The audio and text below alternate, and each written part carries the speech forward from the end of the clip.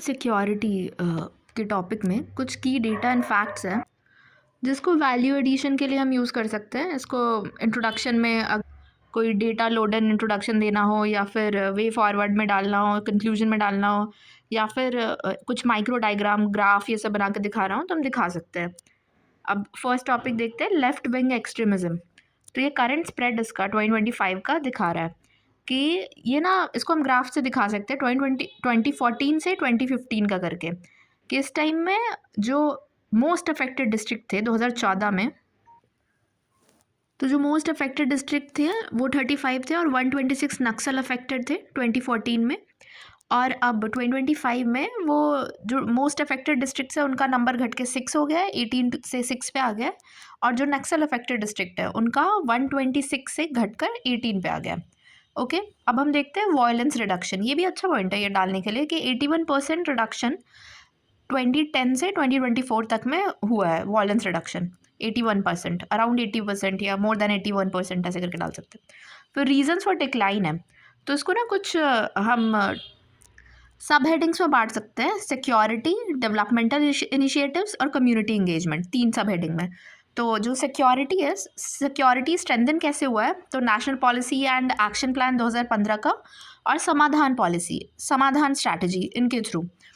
Okay, और developmental initiatives जो लिए गए हैं, एकलव्य मॉडल रेसिडेंशियल स्कूल्स, जैसे ये 178 है, इसको हम 175 प्लस ऐसे लिख सकते हैं, एकलव्य मॉडल रेसिडेंशियल स्कूल्स बन गए अब।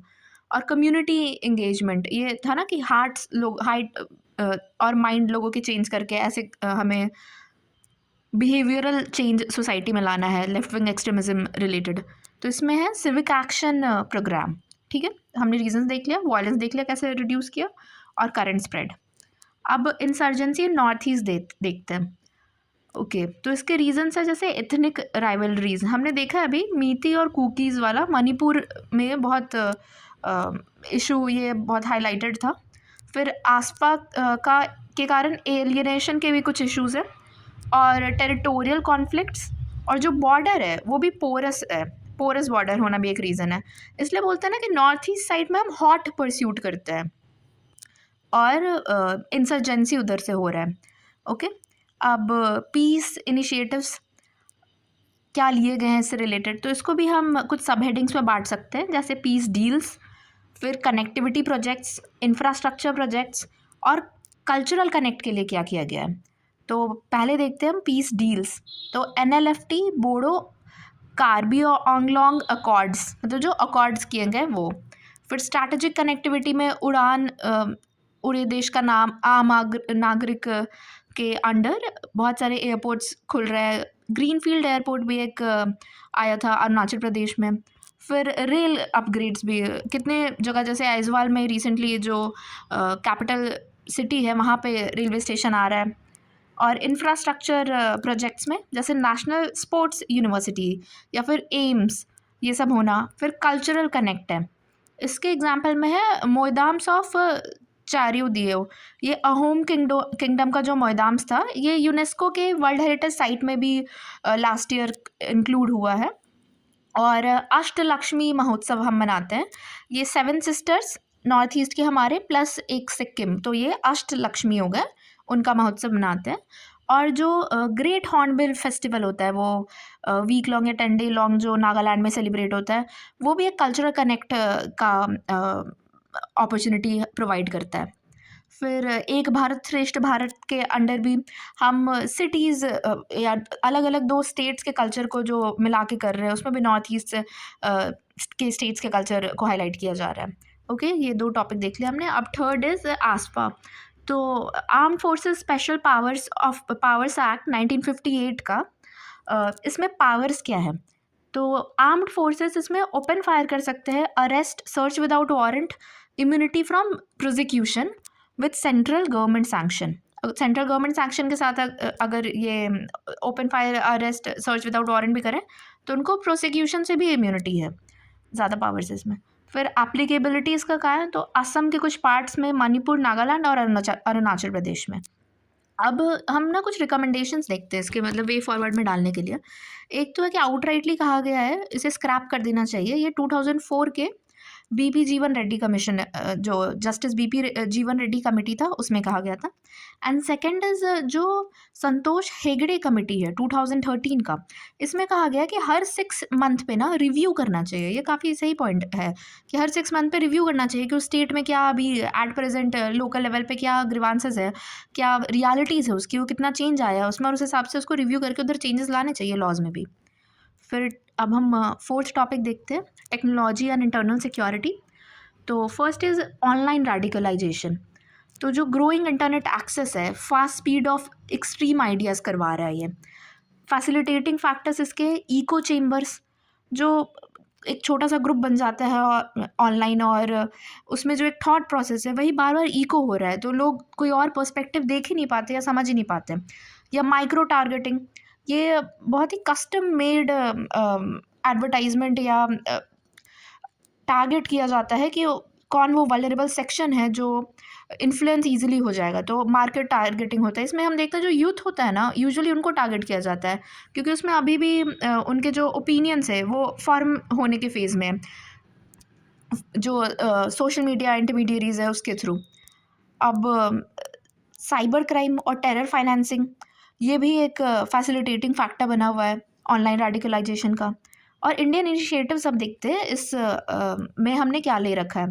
तो एक आईटी एक्ट है 2000 का, ये हार्मफुल कंटेंट को ब्लॉक करने के लिए है। फिर I4C और मीटी जो मिनिस्ट्री है वो यूआरएल्स को मॉनिटर करता है। और इसमें जो लिखा था ना कि इंटरनेट एक्सेस ग्रो किया है, इसको हम इस पॉइंट से भी समझ सकते हैं कि एट प्रेजेंट पीआईबी का डेटा ये कि more than 1000 million internet subscribers हैं इंडिया में, और 86% हाउस होल्ड में टेलीकॉम सर्विसेज की फैसिलिटी है।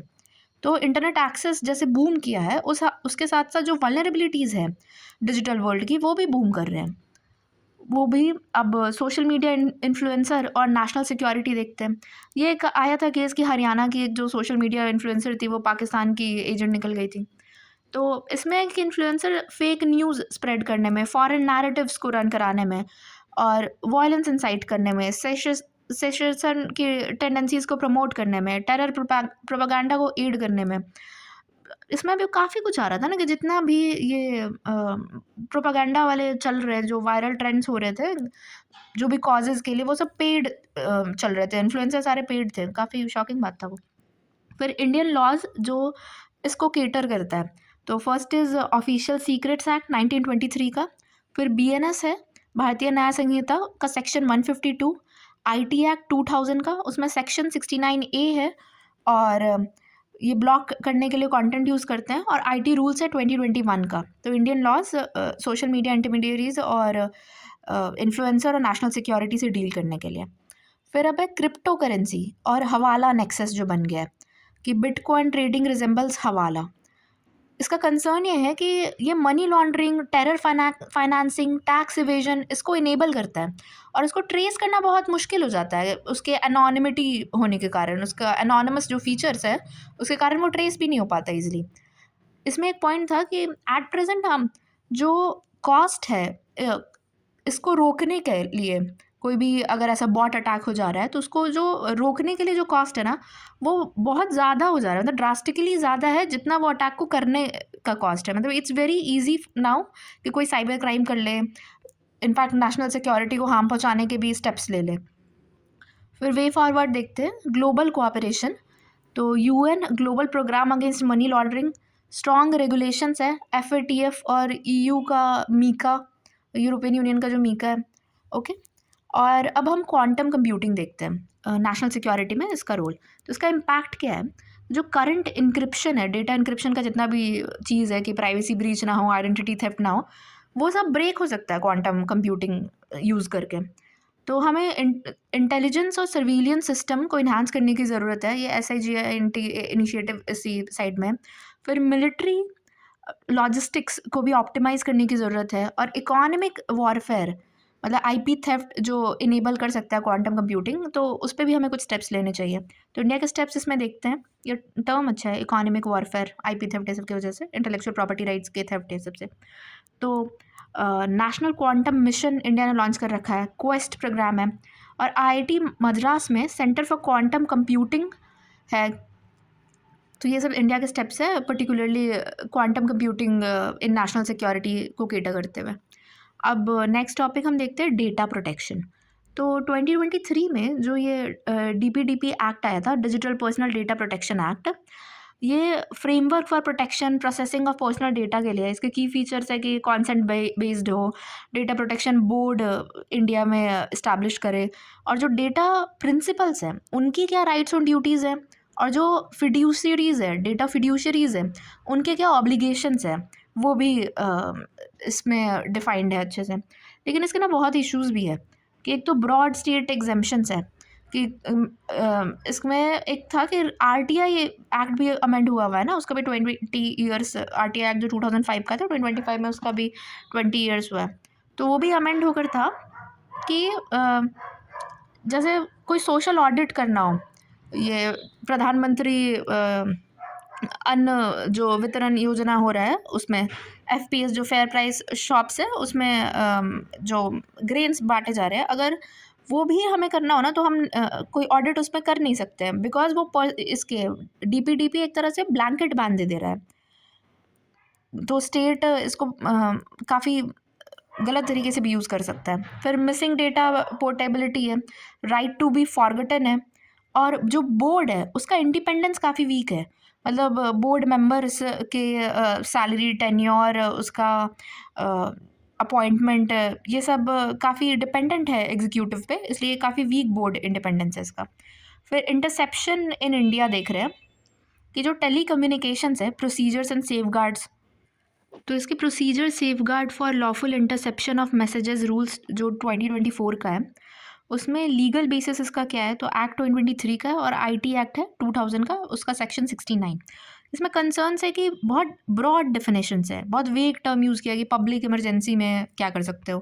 फिर कॉन्सेंट्रेशन ऑफ पावर, एग्जीक्यूटिव के पास ज़्यादा ही पावर है, और जो डेटा रिटेंशन है वो इनडेफिनिट टाइम के लिए भी हो जा रहा है, तो वो भी एक बहुत बड़ा कंसर्न है। फिर फेशियल रिकॉग्निशन टेक्नोलॉजी है, जैसे AI है या और भी ये टेक्नोलॉजी यूज़ करते हुए इनिशिएटिव्स हैं, उसमें क्या है ना, उसमें रिस्क रहता है बायस और मिस आइडेंटिफिकेशन का। ये डाटा काफ़ी जगह पता किया गया है कि रेशियल ओवरटोन्स होने की वजह से या फिर जेंडर के बेसिस पे इसमें बायस है। मतलब सोसाइटी में जो ऑलरेडी एग्जिस्टिंग बायसेस होते हैं वो ये एल्गोरिथम में भी शो हो रहा है। अब वो जेंडर हो, कास्ट हो, रेसेस हो, जैसे US में ब्लैक लाइव्स और ये बीच में चला भी था सब, तो ये बायस और मिस आइडेंटिफिकेशन एल्गोरिथम में भी। प्राइवेसी और सिक्योरिटी थ्रेट्स भी है, हैकिंग, मिसयूज़ का, आइडेंटिटी थेफ्ट का, प्राइवेसी ब्रीच, डेटा ब्रीचेस का। फिर अकाउंटेबिलिटी भी नहीं है, पता नहीं मतलब सोशल मीडिया जो प्लेटफॉर्म है, जो AI है या जो यूज़ कर रहा है, किस पे हमें डालना है, रिस्पॉन्सिबिलिटी किसकी है अगर कोई प्रॉब्लम आ जाता है तो। फिर नीति आयोग के रिकमेंडेशन ऐसे रिलेटेड कि प्राइवेसी, सिक्योरिटी, गवर्नेंस फ्रेमवर्क और एथिकल ओवरसाइट किया जाए। अब साइबर सिक्योरिटी देखते हैं, नेक्स्ट टॉपिक साइबर सिक्योरिटी है, इसका नीड पहले देखते हैं। वेपनाइजेशन ऑफ इंटरनेट, इंडिया जब सेकेंड लार्जेस्ट यूज़र बेस बन गया है, 1000 मिलियन से ज़्यादा इसके इंटरनेट सब्सक्राइबर्स है, 86% हाउस होल्ड में टेलीकॉम सर्विसेज की फैसिलिटी है, तो वेपनाइजेशन इंटरनेट होने का, वालनरेबिलिटी आने का, साइबर क्राइम होने का, ये भी काफ़ी बढ़ गया है। फिर strategic importance of cyber space, emerging technologies जो AI, मशीन लर्निंग, ये सब है, प्रोटेक्टिंग वालनरेबल सेक्शंस और क्रिटिकल इंफॉर्मेशन इंफ्रास्ट्रक्चर को भी प्रोटेक्ट करना। इसमें it is pertinent to note here कि एम्स का जो ये हेल्थ स्ट्रक्चर पे अपना रैंसमवेयर अटैक हुआ था, या फिर पावर ग्रिड्स पे ऐसा अलेज्ड है कि अटैक हुआ है, तो ये सब इम्पॉर्टेंट मैकेनिज़म्स हैं। अब कुछ, एक तो जॉइंट डॉक्ट्राइन है फॉर साइबर स्पेस ऑपरेशंस 2024 का, फिर नेशनल साइबर सिक्योरिटी पॉलिसी है, IT एक्ट है 2000 का, और सर्टिन, NCIIPC और I4C, ये सब इंडिया के मैकेनिज़म्स हैं।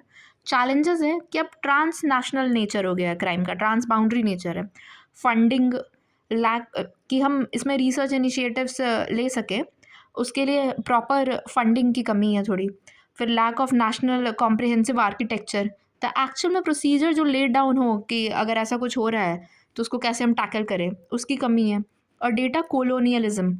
ये हमारा क्या डिमांड रहता है कि डेटा लोकलाइजेशन हो, बट जो बिग टेक कंट्री कंपनीज़ है या जो कुछ पर्टिकुलर कंट्रीज़ हैं वो डेटा को अपने पास ही रख रहे हैं, तो एक तरह से डेटा कोलोनियलिज्म का टाइम वापस आ रहा है। अब जियो स्पेशियल डेटा और नेशनल सिक्योरिटी में सिग्निफिकेंस है कि ये इन्हांस करता है इंटेलिजेंस और सर्विलियंस को, सिचुएशनल अवेयरनेस को, मिलिट्री ऑपरेशंस और क्राइम प्रिडिक्शन। अब इसमें जो इंडिया के कैपेबिलिटीज़ हैं वो क्या है, तो नेशनल जियो स्पेशियल पॉलिसी है 2022 का, EOS-7 सैटेलाइट्स है, नाविक है, भारत मैप्स, भूवन, PM गति शक्ति, ये जो लॉजिस्टिक्स को स्ट्रीमलाइन करने के लिए, या स्वामित्व जो है, जो डिजिटल लैंड रिकॉर्ड्स को डिजिटलाइज करने के लिए स्कीम है स्वामित्व, जियो स्पेशियल डेटा और नेशनल सिक्योरिटी रिलेटेड ये कुछ इनिशिएटिव्स हो गए हमारे। फिर मनी लॉन्ड्रिंग देखते हैं कि इलीगल गेन जो कि लीगल अपीयर करे, इसको बोलते हैं। अब ये ना 3 स्टेज में होता है। PLI होता है ना, प्रोडक्शन लिंक्ड इंसेंटिव स्कीम एक है PLI, तो वैसे याद कर लेते हैं PLI, placement, layering, integration. Okay, अब कॉन्सिक्वेंसेज इसके क्या रहते हैं, तो ऑर्गेनाइज क्राइम को फ्यूल करता है, terror financing, economic distortion, loss of confidence in markets. Indian law इसके लिए है PMLA एक्ट अपना 2002 का। फिर मनी लॉन्ड्रिंग और टेररिस्ट फाइनेंसिंग देखते हैं। ये टेरर फाइनेंसिंग और ML का एक नेक्सस बना हुआ है, रैकेट्स हैं, सब एक दूसरे पे डिपेंडेंट है। तो इसमें ये इम्पॉर्टेंट इसलिए कि FATF जो है इंटरनेशनल ऑर्गेनाइजेशन, उसने इंडिया के जो AML और CTF एफर्ट्स है उसको बहुत अप्रिशिएट किया है। टेक्निकल कंप्लायंस इंडिया में अब ज़्यादा है। कंसर्न्स क्या है, ML कन्विक्शंस बहुत कम है, 5 साल में सिर्फ 28 ही है। सुपरविजन ऑफ DNF BPs कम है। Lack of specific rules for domestic politically exposed persons जो रहते हैं, वो स्पेसिफिक रूल्स की कमी है, उसमें कोई क्लैरिटी हमें ज़्यादा मिल नहीं पा रही है। फिर स्मगलिंग और ड्रग ट्रैफिकिंग देखते हैं। तो ड्रग ट्रैफिकिंग है ग्लोबल इंक्रीज, 292 मिलियन यूजर्स थे 2022 में, और 10 साल में वो बढ़ के 20% से इंक्रीज़ कर गए। थ्रेट क्या है, national security, human trafficking, narco terrorism, तो नेशनल सिक्योरिटी का थ्रेट है। सोशल क्राइम्स है कि यूथ एडिक्शन हो रहा है, और इंस्टीट्यूशनल करप्शन, इन्वायरमेंटल डैमेज, ये सब भी है पॉइंट्स। फिर चैलेंजेस क्या है कि इंडिया ना ट्रांजिट हब है, मतलब इंडिया ऐसा लोकेशन ही उसका है कि ग्लोबल ट्रायंगल, ये PAI, पाकिस्तान, अफगानिस्तान, ईरान और गोल्डन क्रेसेंट, गोल्डन ट्रायंगल हो गया और गोल्डन क्रेसेंट के बीच में सैंडविच्ड है ये साउथ ईस्ट एशियन कंट्रीज़ जो है, कंबोडिया, लाओस, म्यांमार इधर। फिर इंडियन लॉ क्या है, तो अपना NDPS एक्ट जो है 1985 का, narcotics, drugs and psychotropic substances act. अब टेररिज्म में देखते हैं कि इंडिया का रैंक ना 14th है ग्लोबल टेररिज्म इंडेक्स में। चैलेंजेस है कि कोई ग्लोबल डेफिनेशन टेररिज्म का अभी तक है ही नहीं, कोई ग्लोबली लेवल पे जो एक्सेप्टेड डेफिनेशन है वही नहीं है।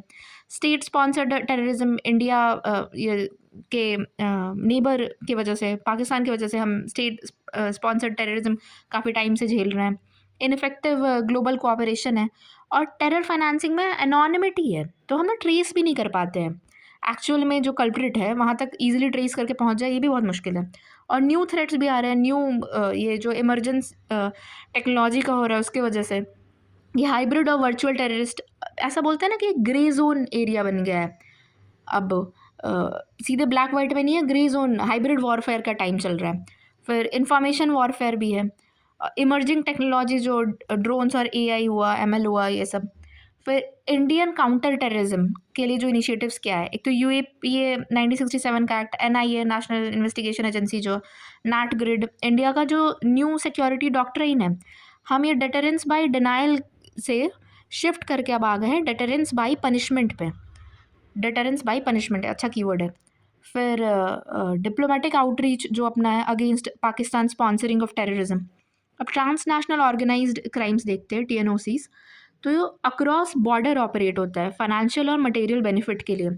टाइप्स इसका क्या है, तो drug, human, migrant trafficking, money laundering और साइबर क्राइम। चैलेंजेस है क्रॉस बॉर्डर कम्प्लेक्सिटी, कि क्राइम कहीं हो रहा है, टारगेट जो कर रहा है, क्रिमिनल्स जिसको कर रहे हैं वो कहीं कर रहे हैं, क्रिमिनल्स खुद बैठे हुए कहीं हैं, मतलब 3-4 कंट्रीज़ को इन्वॉल्व कर लेते हैं, तो इससे कॉम्प्लेक्सिटीज़ आ जाती है। लीगल और पॉलिसी गैप्स है, स्ट्रीमलाइंड प्रोसेस नहीं है ना, हर कंट्री में अपने लेवल पे अपने तरीके से जो क्राइम टैकल करना उसका प्रोसेस है, तो लीगल और पॉलिसी गैप्स रह जाते हैं।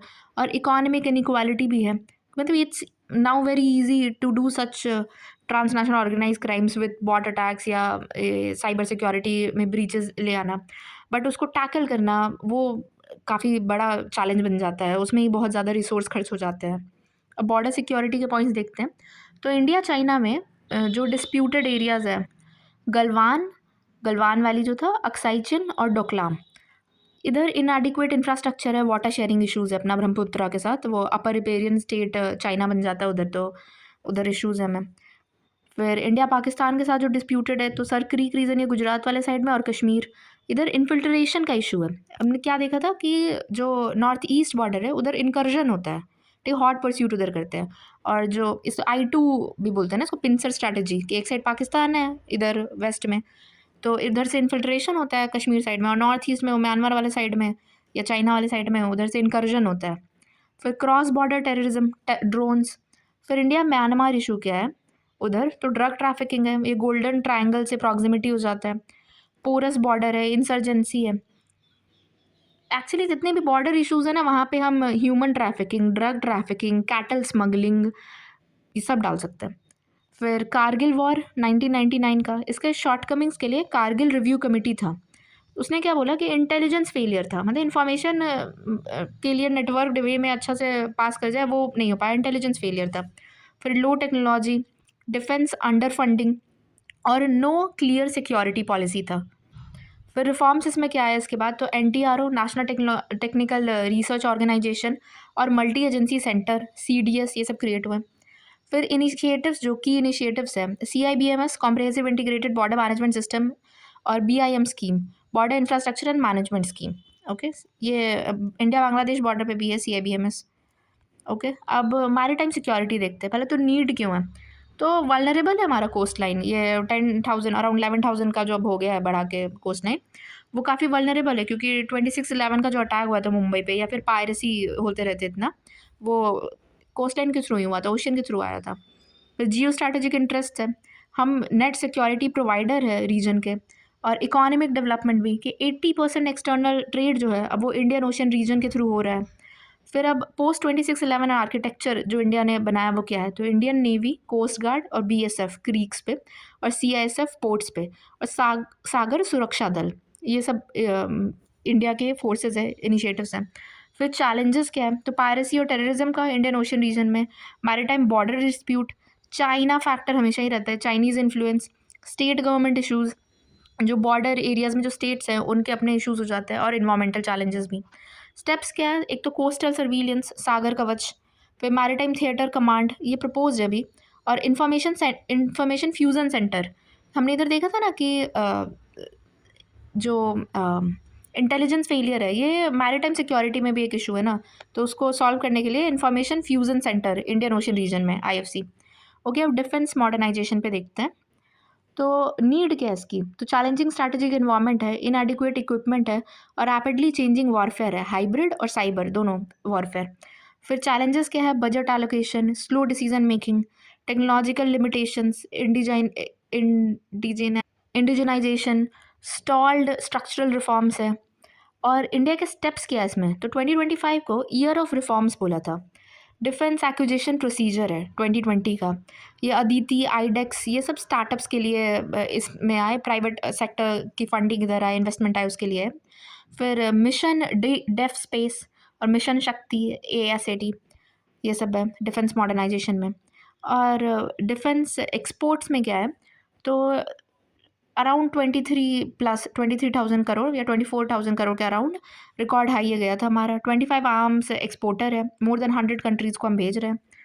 फिर स्टेप्स जो है वही iDEX, defence export promotion scheme, defence industrial corridors, ये डिफेंस इंडस्ट्रियल कॉरिडोर्स उधर भी बन रहे हैं, उत्तर प्रदेश, जो अपना उत्तर प्रदेश है उसमें भी 6 शायद बन रहा है ना, 6 या 7 है। Liberalised FDI policy, 74% auto route के थ्रू कर दिया। फिर न्यूक्लियर वेपन हम देखते हैं, तो सिप्री ईयरबुक 2024 के हिसाब से ना ये राइज बता रहा है। अच्छा, वैसे सिप्री के हिसाब से ये भी है कि इंडिया ना डिफेंस में अब 4th नंबर पे आ गया है इन्वेस्टमेंट करने वाला में। पहले US, चाइना, रशिया, और 4th पे इंडिया आया हुआ है 81 बिलियन अराउंड के इन्वेस्टमेंट के साथ। फिर इंडिया का आर्सेनल जो है वो अभी 180 वॉरेड है, ये पाकिस्तान से ज़्यादा है। फिर थ्रेट्स क्या है, तो जियो political tension, risk of accidents, emerging technology, cyber space based nukes. अब तो ऐसा हो गया ना कि मतलब कोई कहीं पे बैठ के बटन दबाकर न्यूक्लियर वेपन हाईजैक कर सकता है सिस्टम। तो इमर्जिंग टेक्नोलॉजी, साइबर थ्रेट काफ़ी इंपॉर्टेंट है, इसको टैकल करना, इसके लिए रेडी रहना पहले से। नॉन प्रोलिफरेशन की IAEA, NPT जहाँ इंडिया पाकिस्तान इजराइल ज्वाइन नहीं किया हुआ है, CTBT इंडिया साइन नहीं किया हुआ है। फिर इंडिया का जो न्यूक्लियर डॉक्ट्राइन है इसको भी 25 ईयर्स हुआ है, इसलिए ये भी इंपॉर्टेंट टॉपिक न्यूज़ में है। 1999 में लॉन्च हुआ था और फॉर्मलाइज 2003 में हुआ था। इसके फीचर्स क्या है, तो credible minimum deterrence, no first use policy, massive retaliation, no use against non nuclear states और डिसआर्मामेंट सपोर्ट। इसमें एक ये भी पॉइंट है कि पाकिस्तान का न्यूक्लियर ब्लफ हमेशा से रहता है, ये भी इशू ऑफ कंटेंशन एक बना हुआ है। ठीक है, एफिकेसी डिबेट में जो ये नॉन फर्स्ट यूज़ है, तो इसमें जो इनिशियल कॉजलिटीज़ के रिस्क है और स्ट्रैटेजिक रिस्ट्रेंट है, इसमें ये डिबेट के हमेशा टॉपिक बने रहते हैं। अब ड्रोन्स फॉर डिफेंस देखते हैं, तो ISR, प्रिसीजन अटैक और टैक्टिकल एज लेने के लिए ड्रोन्स का यूज़ हो रहा है। कंसर्न्स क्या है, तो वेपनाइज ना हो जाए drones, weaponise drones, infrastructure disruption और एयर डिफेंस ओवरवेल्ड हो जाएगा ड्रोन स्वार्म से।